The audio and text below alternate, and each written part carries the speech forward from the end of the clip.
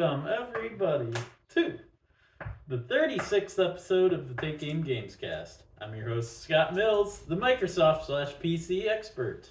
On my left, I've got Brett Wolf, the PlayStation expert. Hello, hello. Welcome back. And on my right, I've got Eric King, the Nintendo expert, the little bit of everything expert, the sometimes news man. Last week's trivia man. Yes, last week's trivia man. But this week, our trivia man is Brett Wolf. Yes. He's got some PlayStation questions for us. Yeah, so we're all taking turns doing trivia. I'm a bomb. So this week, we're going to be doing PlayStation trivia. So I have 8 questions, so we have our index cards. To recap from last week, Eric did Nintendo trivia. I'm at 0. I got 4 right out of 8, and Scott got 3 right out of 8. So the score right now is Brett with 4, Scott with 3, and Eric hasn't gone yet, so he's at 0, but that will change today. Maybe. So, all right, you guys ready? Yeah, I'm good. Okay. Good. Let's do it. And play along at home, see if you can get these right. We'll go through the questions first, do your answers, and then after we're done, we'll recap and see who got the most right. So, the first question is, the PlayStation 2 is the best-selling console of all time. What? Is this true or false? Oh, okay. What is the second best-selling PlayStation console of all time? Ooh. The second best-selling PlayStation console of all time. I'm not positive about this one, but I have a good feeling though. Okay, move on to the next one. Number 2. In the Last of Us franchise, what is Joel's last name? In the Last of Us franchise, what is Joel's last name? Did they mention it on the show? I haven't watched it. Yes, they did mention on the show. Scott's gonna know this one. And I all- don't know this one. And all these topics should be topics that we've talked about before in previous Take Aim Gamescast.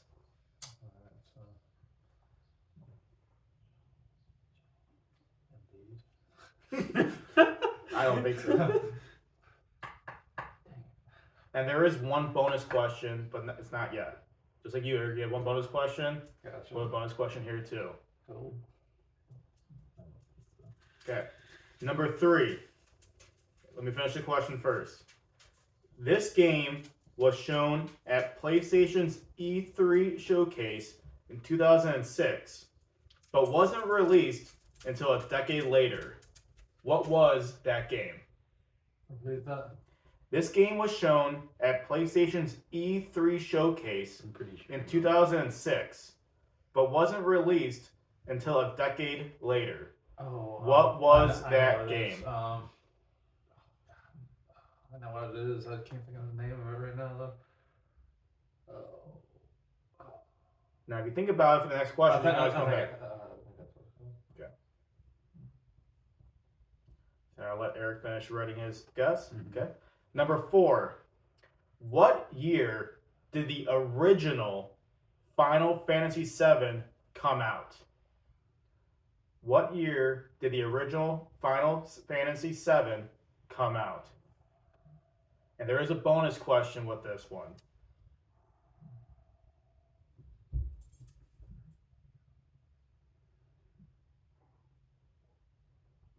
I might be way off with this, but we'll see. So bonus, how many discs were included in that game's game case? How many discs were included? So is this question 5 or is this just, This is a bonus. just bonus? This is a bonus. Yeah. So you have to get that one, the first part right to get the bonus? or- Well, I thought we counted bonus as like a separate question, but part of the same like answer. So you get, if you got both of them right, you get 2 points. Yeah. I think that's how we did it. Yeah, that's how I did it. Okay. Everybody good? Number 5. What is the best selling PlayStation franchise of all time? What is the best selling PlayStation franchise of all time in terms of game sales?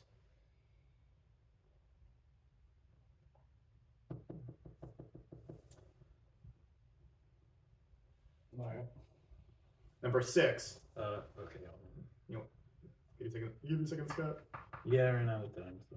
No, you're good. Go ahead and do your thing. Okay. Number 6. Shadow of the Colossus is my favorite game of all time. How many Colossi were featured in that game?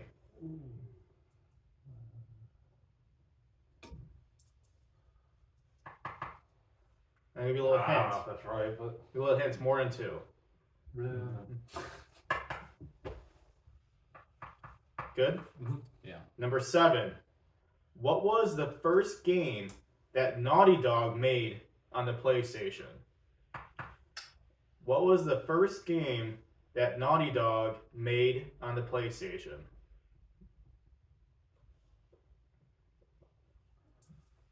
Okay. Good questions. And the final question. In the Greek era of the God of War series, what is Kratos' signature weapon called? In the Greek era of the God of War series, what is Kratos' signature weapon called? And I think to get the full point, you gotta get the full name right. Everybody good? Scott, you still thinking? Okay. Let's go. I don't know for a second. Have your pen. So what I'm going to do is I'm going to read through the question again. You guys blurt out your answer, and we'll go from there. Okay. Let's go back to number 1. The PlayStation 2 is the best-selling console of all time. What is the second best-selling PlayStation console of all time? I said PlayStation 4. PS4. That's correct. It is the PlayStation 4. But I thought it could be tricky because you might think the PlayStation 1. But it was the PlayStation 4. So you guys both got that right. Between the 3 and 4 for me, but I figured it was probably 4. Yeah, I knew the 3 wasn't as... well. No, it did sell better than 360 though. It did sell better than 360. Okay. Okay, question 2. You should have done the bonus question as How many? no. What was the selling point for PS2? Oh, yeah, that got people to buy. Yeah, the disc tray, the CDs. Yeah, DVDs. DVDs. Thank you. Okay. I did have my original question for that was how many units were sold over the PlayStation 2 lifetime. But I figured that was gonna be. It is. Is it like 170 mil or some shit like that? Close. It's approximately over 155 million. Yeah, So right the Switch is coming close, but I don't think it's gonna reach it. there. We would really high. Yeah. Okay, number 2. In The Last of Us, what is Joel's last name? I got Embiid. Keen? I don't know. It is Miller. Miller. Joel Miller. Miller. And that was set in He did. Was it set in the game? I think so, but I'm not 100% sure, but it wasn't a show. Yeah, I mean the show's off the game. Yeah. So. Okay, number 3. This game was shown at PlayStation's E3 showcase in 2006, but wasn't released until a decade later. What was that game? The Last Guardian. Last Guardian. It is The Last Guardian. That's correct. You couldn't think of it at first? Yeah. It is The Last Yeah, do Guardian. you get bonus points for having thought of it earlier than I... No, you don't. Oh, okay. Darn it. Okay. Number 4. I'm glad you guys should have got it. Because I talked about that 7 years ago when it was shown. Mhm. Like how it was such a big deal. Yeah, for I just me. couldn't think of the name. Yeah. Yeah, I knew what it was. But Yeah. Yeah. Little Trico. Yep. Okay. What year did number 4? What year did the original Final Fantasy VII come out? I put 2003. So did I. 1997. Yeah, I knew Okay. 2003 was probably So- a little too late. Colin's Yeah. gonna be pissed when he Yeah. that Yeah. number. I will be texting Colin to watch this part. So Okay. So we can't get the bonus point if we didn't get the first question. no, because that question Was was it bonus. Was Yeah. how many discs were included in that game case? Three, I right? said 3. You guys both said 3. Yeah. You are correct. Okay, It so was that, that that is a point. So Even you though will we get a didn't point. get the base question right, we Yep. still get the bonus. You will get the bonus Okay. point. Yep. So good guess. I would have said 4 until I looked up and it was 3. So you guys are correct. Number 5. What is the best-selling PlayStation franchise of all time? I said God of War. It is not. Yeah. See, I thought I didn't might have think it Uncharted, but then I switched it to God of War. You guys are not close, but it's Yeah. I mean, obviously it's the first party. Gran Turismo. Oh, really? Yep. I knew you guys wouldn't get that because Yeah. we don't talk about Gran Turismo at all. No. By Polyphony. Well, I was trying to think of what had the most releases, and I'm like, have more. That's got like what 7. So is Gran Turismo. But yeah, I didn't think of Gran Turismo. Number 6. Shadow of the Colossus is my favorite game of all time. How many Colossi were featured in that game? So I was between 7 or 8. I went with 8. Okay. I had 8. 16. Oh, Jeez. 16 wow, Colossi. okay. That was way Oh off. my I God. thought there was a low number. How are we getting like the same wrong numbers? Yeah, it's Yeah, weird. that's Yeah, we had like the same Yeah, wavelength. that's crazy. A little sneak peek. They were supposed to be 24 towards the end of the game development, but then They cut 8. UA switch it to cut 8 and made it a 16. That's why I got the 8. It was a higher number though before they actually started talking about the game, but they eventually cut it down and they still down 16. Okay. Number 7. What was the first game that Naughty Dog made on the PlayStation? Jack and Dexter. Jack and Dexter. Both wrong. I thought it might wasn't be wrong. that. Any other guess? Too obvious. You're close. Crash Bandicoot. Okay. Oh shit. I thought that was Insomniac that did that. Nope. Okay. Nope. Insomniac did Spyro. Okay.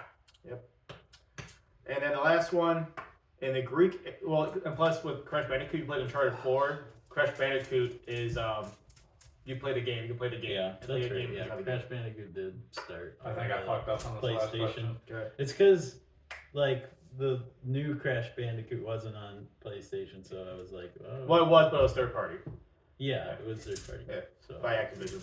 yeah. Okay. And the last one, in the Greek era of the God of War series, what is Kratos' signature weapon called? I said Chains of Olympus. I don't think that's right. Blaze of I know it's some chains thing or something, but What do you say? Blaze of Chaos. You are correct. They are called the Blades of Oh, Chaos. I got lucky then Blades because of I had the Chaos, Blades okay. of Olympus, and I was like, I would have given it to you. But you yeah, are. I switched it to Chaos. Yep. So Okay. you get that one. And that puts you at a tie with me for 4. Scott, you finish with 6. okay. So you have 6 right. Okay. Me and Eric got 4. Consistent with Okay. his 3 points. So- Yeah, I'm getting 3 every week. Yeah.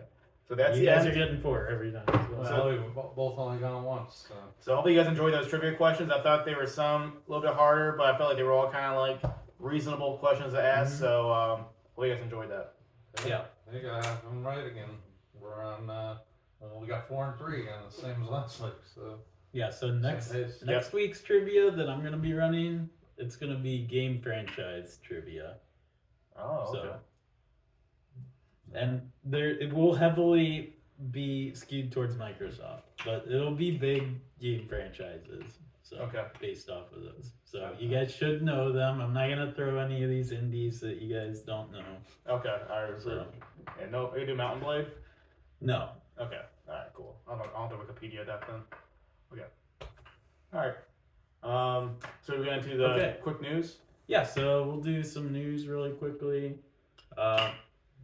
I know Diablo 4 open beta was this weekend. Yep. And yeah, so we can talk about our impressions of that here real quick, and then so I played with Brett a little bit on the weekend. Yep. We kind of went through the prologue of it a little bit after that. So you could level up to 25, Yep. but your progress isn't going to carry forward to the main game. So we kind of just did the prologue just to get a feel for the combat and the skills and stuff like that. And I did a necromancer, and you were a druid. I was a druid. Yes. And I thought it was pretty cool. I really loved the atmosphere. They definitely went with a darker tone than Diablo 3 even, because I think that was something that people wanted out of it. They wanted a game that would remind them more of Diablo 2, Mm-hmm. and I think they definitely hit the darker tones and the atmosphere just right with this one. Yeah, no, and I agree with you with that. I bought Diablo 2, the remastered version or whatever. I didn't play too much of it, but the Diablo 4 was, like you said, Scott, was a lot darker. I beat Diablo 3, and I didn't really pay attention to the story much, but I feel like in the prologue with Diablo 4, it was like more, I was able to grasp a little bit more, and I think I enjoyed it. I could follow it a little bit easier. I was gonna say, this is probably the best story, at least from this prologue, the best intro to any Diablo game of all time. Like, because Diablo historically, like, they'll have lore in it, but it's kind of like a From Software type of lore where you have to read the text, you have to like talk to people to get the like what's going on and stuff, and it usually was not very story based. Like it like the people who like it because it has fun gameplay elements and trying to min max your gear and doing all of that. But this one, it seems like the story should be much more involved. Like the cutscenes actually involve your main character, and they'll show him doing things. The customization of your character is a lot better in this one. Instead of just taking, I'm just gonna be this class, and all the classes look the same. Like in Diablo 3, they introduced where you could choose male or female of any class. This one, you can customize all the facial features, do what you'd expect in any of those like new modern RPG games that have character creation systems. Yeah. So I enjoyed that. I mean, so I don't mean to butt in, but like, Yeah, I feel like, yeah, I did have fun with it. The issue that we had trying to do a co-op was the rubber banding issues, and a lot of like latency issues. Like we were trying to get to one quest together, and then we couldn't even access that area. Yeah, they kept on like pulling us back, and it's funny because after we were done playing, I picked it up on Sunday before the beta ended. Yeah. And I was able to access that area Okay. perfectly fine single player. Yeah. So Activision needs to figure that out. I know it's a beta, so I mean, but we had no issues queuing up though. Like as you get into it, there was no wait list for us. So I think they'll be able to figure it out. But so did you guys get past? Did you get past like the prologue at all? Like do any of the? A little bit. Yeah, I heard this game's geared more towards being like an open world It type is. thing. Yeah. Yep. Yeah, and you can see that. Yeah, thanks for mentioning that, because you can see that like right away. Kind of. I mean, the prologue is pretty linear, but then once you get into the main city, you get like 3 main quests, and then you can do those main quests in any order. I think there might be some like areas that are higher level than others, but in general, I think it'll level up enemies that are lower level than you up to where you are, I'm pretty sure. So, but then there are some areas that are higher level to discourage you from going to those places, I think. But there's nothing stopping you from going there. So if you're looking to just power level, like once you've beaten the game so many times and you're just trying to min-max it and get to the highest level and stuff, then yeah. So that was cool. That's something that changed from Diablo 2. I think Diablo 3 had static like world, but it wasn't open world necessarily. Like you still had, it was more like an open zone concept, and then you find your waypoints and then you go back to the town. But this has multiple towns, and it's more like explorable. Like I can go left, right, I can go up to these other regions. There's a lot of games nowadays that are like open world that I kind of wish weren't open world, but this is like the type of gameplay where it's like I want it to be open world. Yeah. So yeah, so it's like there's a bunch of side dungeons too, and the side dungeons are gonna be in the same spot in the world. And yeah, just walking around, even like single player, I'm pretty sure I saw other players in the world. So kind of MMO like. What, just like in the city area or something? Yeah. So, thing. Yeah, they've got kind of like that going on. So it is a live service game, but with a battle pass, which I'm not a fan of that, but I'm not sure if there is going to be an offline mode. I kind of hope there is. I know Diablo 2 Resurrected, when they remade that, they did allow an offline mode. Stop! Deer. Sorry.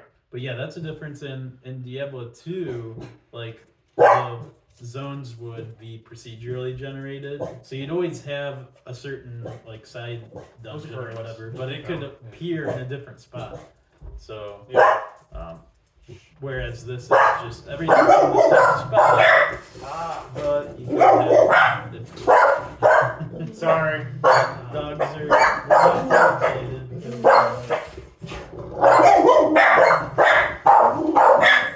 there's people walking outside.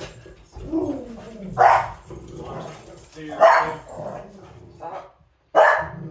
Oh, and there's deer, so that's double exciting. Alright, but yeah, that's kind of the Diablo 4, our impressions on that. I'm really excited to play more of it. I like the skill trees. It seems like those were good, but then it's like Diablo 3 in that, like, the attributes, like, those just auto-level when you level up. So whenever you level up, you're just putting skills into the skill tree, and you can rank up specific skills, like, up to 5 times or whatever. So where Diablo 3, you would just unlock a skill once you got to a certain level, and then you could kind of swap them in and out. This, you can actually, like, rank up certain skills. And I guess in the final game, so in the beta, you could only level to 25. The max level, once the game comes out, is 99, which is the same as what it was in Diablo 2. But they're also going to have a Paragon system. Wasn't it like 80 in 3?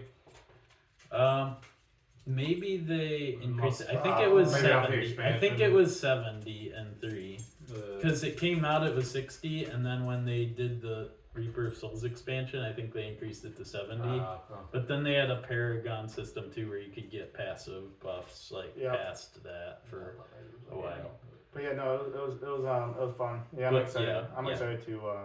Yeah, I didn't want to dive into the beta because I hate having to replay shit right off the bat. So I want to open That's the why box we and didn't just be ready to go. Play for that long. We just kind of did the prologue. Yeah, we did the prologue.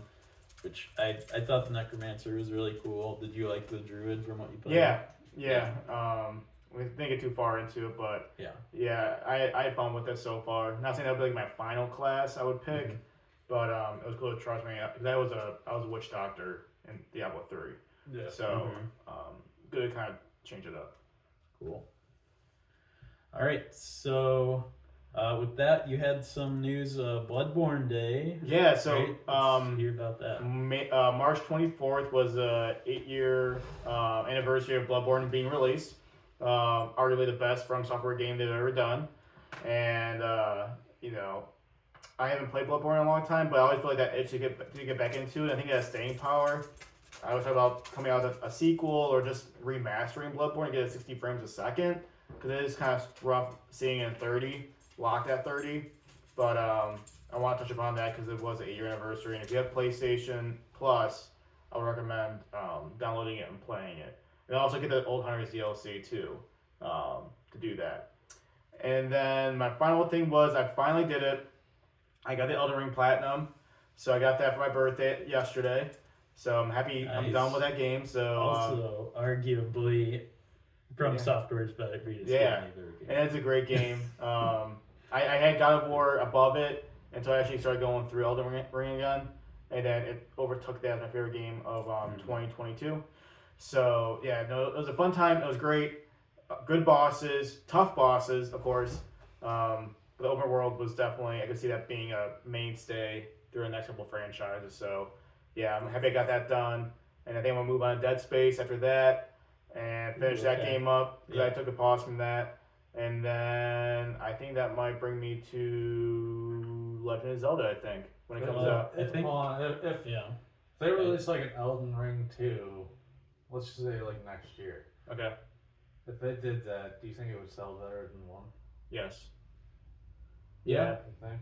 I think that because with 1 you had, I disagree. I think that you had a certain fan base for Souls-like games because they're known for their difficulty, so some people were kind of turned off by that. Where I think Elden Ring kind of upped the game to where casual gamers could even get in and really enjoy it. I think the opposite. I think the hype train got going so high for Elden Ring that everyone's just like, okay, I'm gonna buy it, I'm gonna check it out. And a lot of people jumped in like me, and they're like, okay, this is the same thing, too difficult, I don't want to fuck with this. I ain't fucking Elden Ring. Why? I'm not gonna buy Elden Ring. I have a thought in mind. Why were you hyped for Elden Ring? Because everyone was hyping it up. I'm like, all right, I gotta check it out. I learned my lesson though. I think The open world didn't do anything for you. You didn't like exploring. I think if you would co-op with like one of us, I think you would have a better time. Yeah, maybe. I ain't getting Elden Ring too. I'll tell you. But I think the biggest thing that got people hyped for it, like you had like your hardcore From Software people. Yeah, they're gonna buy it no matter what. Yeah, it's like me and But Scott was then gonna buy a it. ton of people bought Jared. it that wouldn't normally buy it, and I don't think that's gonna happen. Well, and I'll tell you why. And I think it's basically because of George R. R. Martin being. Yeah. But I don't think those game. people are gonna jump into two because I think they experienced one and they're probably like, I don't like this that much. It's too difficult. I mean, again, it's if you're jumping, it's not going to be like there's no difficulty setting. It's From Software's thing of like lore not being told to you through dialogue really, but through item descriptions. Yeah. They did, like Scott was saying, it's more geared towards casual people because you have a map finally. You never had a map in any of the previous From Software games. The summoning ashes. Right. That's a way of making the difficulty easier is with the summons. Because, I mean, they have a specific one, like, called Mimic Tier that was just an overpowered one. And it's basically like you get a second character. Yeah. You can, like, clone yourself. And so you get, like, I think, and you don't get that until maybe 2/3, maybe halfway of the game. But you do get other summons and, it's the combat is for the, you like it or you don't, but they did give you more accessibility option for the casual people to kind of get through the game. And Combat's too monotonous for me. I think it's fun. Identifying weaknesses, identifying movesets. Each boss is different. You have your easy bosses because every From Software game is an easy boss or two, and then you have your hard bosses. And plus, you could go anywhere you want to and level up. There's something stopping you from leveling up instead of in the old games. My big thing, yeah. You can easily get over leveled, and then whereas in the other From Software games, you just had to play the same thing, you grind over. Yeah, I would just keep dying to the same knight every time, and then it's just like, okay, I'm not making any progress. I'm always losing then my souls, and then but with Elden Ring, I could just go off to another side dungeon. And do that, and I'm like, oh, okay, I can do this one a little bit better, and then I get a new item or something and then I go back after a few more levels, and I'm like, oh, hey, I can beat this guy that I couldn't before. Where Dark Souls is so linear, you can't really. But I love the Dark Souls. I love Dark Souls 1. I played Bloodborne. I'm gonna play Demon Souls soon. Okay. I might do that in April actually after I'm done with Dead Space, but.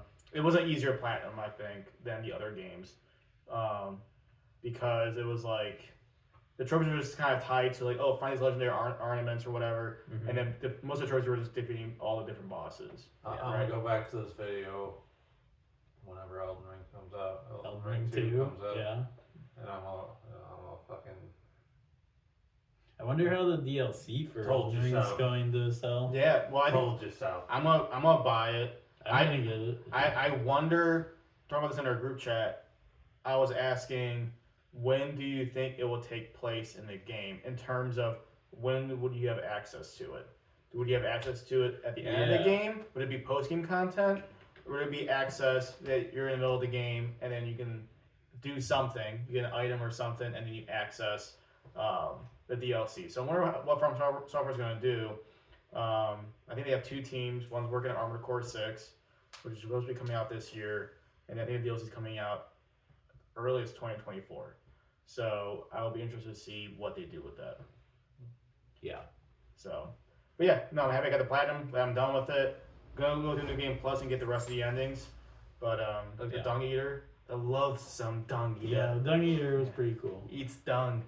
But yeah, so glad I'm done with that. Okay, yeah, and then really quick, before we get into Legend of Zelda, I played through the first chapter of Resident Evil 4 Remake. It's pretty cool. I'm trying to play it. I'm playing it through the easy mode, though, because I'm just trying to get through the story and get through it quicker, because there's a bunch of other games I want to play, too. Yeah, no problem with that at all. So, yeah, I mean, it's been fun so far. It's like I got through the village area and the chainsaw demo area where the demo ended, and then I got a little bit past that to there's a lake area, and I was told to shoot the water at the lake area, and that there's some achievement there. So I don't know if there's actually. Are you gonna stream it? I think it was probably Dom's goal to bring this part up. I might. Yeah. I would watch. Okay. Because yeah. I'll go ahead and because I probably won't buy it. Yeah. Because I mean it's already been out for like almost a week, Mhm. and I got some other games in my backlog. But if you do stream it, throw on the Gamescast. I stream through Okay. too. I'm Yeah. sure Jared and I would like to watch you stream it as well. Okay. So I think it'll be a fun experience. Yeah, I'll go ahead and do that.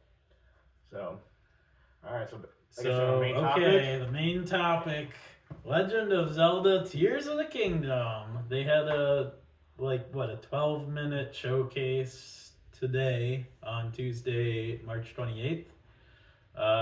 Just showcasing some more mechanics of gameplay and some new skills and abilities you can use. So, Eric, what did you think about that? There's a couple of those abilities I was really excited about. I mean, there was the one where you go through like the ceiling. What was that called? Like Ascend or something? Yeah. Yeah. That one looks cool just because it's kind of like a fast travel kind of thing. Because you can like ascend through the fucking mountains and shit. So that one was cool, but then the two I was really excited for was the weapon thing. Because that looks sweet. Like, because you can combine like two different weapons. Yeah, And they even showed other stuff where like when you're using bow and arrows, you can like add, you know, those eyeballs to the end of the bow and arrow, and it'll be like a tracking arrow. But that looks cool because you're gonna have like so many different combinations you can play with. But the concern I have with that weapon stuff is like balancing issues. Like I'm worried like you're gonna find some combination that just like and you're only gonna try to do that. Yeah, just go back and farm. You can just keep things cheesing and like the enemies have like no shot. That's kind of like a concern of mine a little bit. But valid. I do trust Nintendo. I think they'll I think if there is something like that, I think it'll probably be something that breaks in like 3 hits or something. But that's kind of a concern. But the vehicles, that was the other thing I was excited for. Cool. Yeah. Because you can combine like all these different things from the world and like put them into one thing, and they didn't show like if there's any kind of limitations on that. Like I don't know if you can just keep adding shit and adding shit. Like I'm gonna have like this huge ship by like, the end of the game. I'm gonna have like fucking 30 propellers on it. Like, do you think it would kind of be like the whole cooking recipe thing where you have to unlock like a blueprint or something to be able to do that? Maybe. I mean, they didn't show anything like that on the video. It looked like it was kind of just seamless. Like it was, kind of more like your ability type thing. Yeah. Where you just grab the stuff, put it together. But I don't know, they didn't show any limits on it. I mean, some of those ships look pretty fucking badass. So I mean, who needs Starfield? Yeah, there was hovercraft thing. Yeah, they showed one that went through the water, but then they had like a still frame painting of him like on a hovercraft. Yeah, even like I mean, everyone's seen that video, like the original trailer or whatever, where he's flying on that thing. Apparently, they built that. I mean, nobody knew that until they just released this new trailer. But I mean, I think I agree with everything you said. I think my biggest gripe that I'm kind of like annoyed by, and I didn't think it was going to change, but I'm kind of like, damn, they really kept that in, is the weapon durability. That drove me crazy in playing Breath of the Wild. Was just like after a few swings, especially in the beginning of the game, when the weapons don't have much durability, it breaks so easily. Yeah, like you can't get attached to weapons, and I guess you can. Could you repair them in Breath of the Wild? No, I think they just broke straight up. Yeah, I mean you could be in a fight, and what if you lose all your weapons and they all break? I mean, it seems like you pretty much like everything you're picking up can be a weapon in this new one.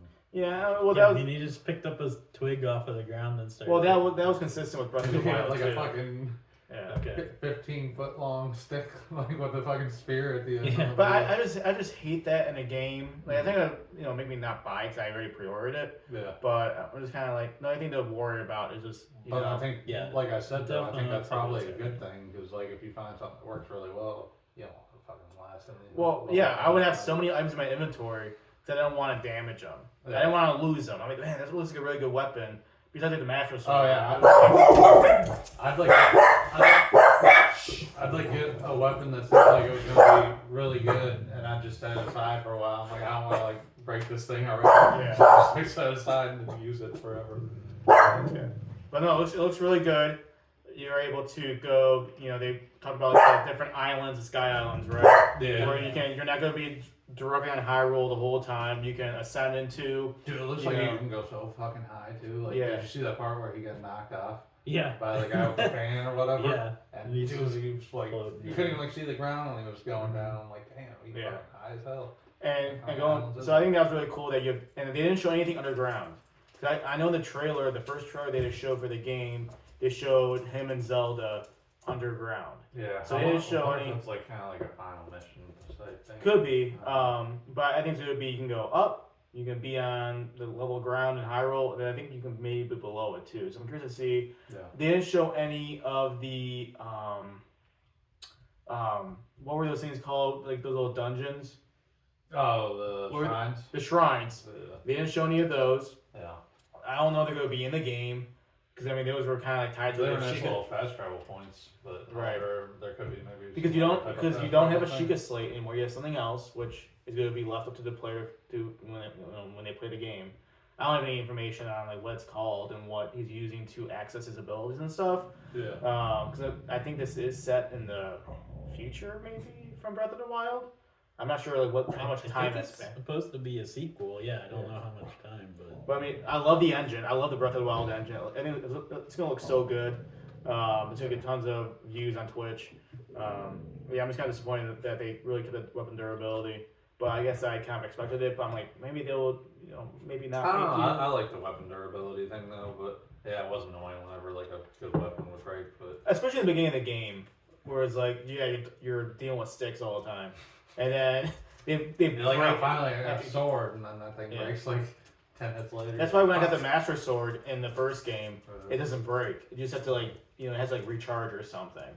I just use that like the rest of the game. Yeah. But I mean, there's probably so much more that we haven't seen. Obviously, there's only, like Scott says, like a 12, 13 minute gameplay trailer. Yeah. But it looks great. It's gonna. Yeah. I like how the sticks break in like 3 hits, and he's like, "Oh, let me attach this fucking like this huge this rock. 100-pound fucking rock to the end of it." Oh, the stick Yeah, doesn't there's a break lot now. of- Look at this. There's a lot of weird things. Yeah, because the durability of that looked a lot. Because he kills 2 enemies in like 8 hits. So. And- Like, shouldn't the buff. stick break like easier now? Like that doesn't make much sense. Yeah, But yeah. There were a few things that didn't make sense. Like even the ascend ability. I'm It's just like picking them. you're just clipping through the ceiling. It's like, how does this make sense?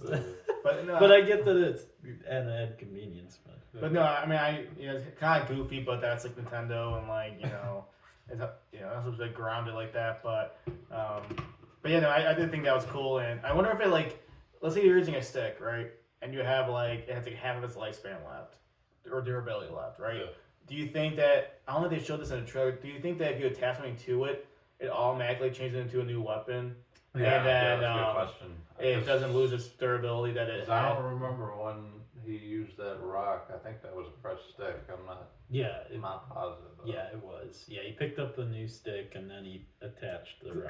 Because I guess what I'm trying to say is like, what if you had like that favorite weapon that you have, and then you're like, okay, I'm losing durability on it, and you attach something else to it just to give it a and buff. like, oh shit, it's gonna break again. Let me attach something again. And then my question would be, let's say I did that. It's a brand new weapon. Can you detach, or is it automatically saved as like, hey, that's a weapon. You can't remove that rock, and it's back to full durability. Probably. Like a permanent I upgrade. doubt you can do detaching.